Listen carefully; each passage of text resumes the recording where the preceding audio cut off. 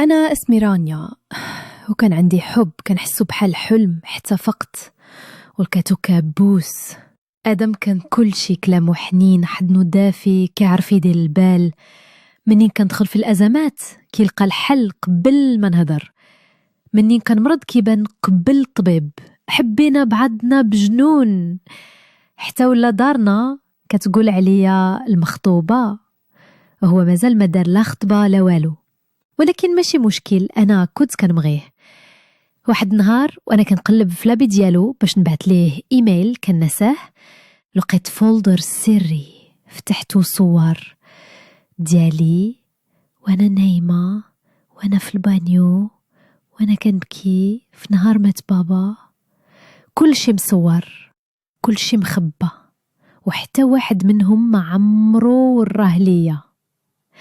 أنا في هاد اللحظة حسيت أنني ما كنتش كنعيش حب، كنت كنعيش مراقبة، وكنت كنعيش خطر. واجهته هو بضحكة هادئة، قال لي كنت غير كنوثق لحظاتنا بطريقتي. ولكن علاش هاد الصور مخبية؟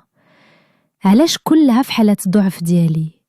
وعلاش من داك النهار كل مرة كنفيق كنلقى شي حاجة تبدلات في داري؟ ساعتها شكيت، قلبي اللي كان كيبغيه ولا كيدق باش يهرب.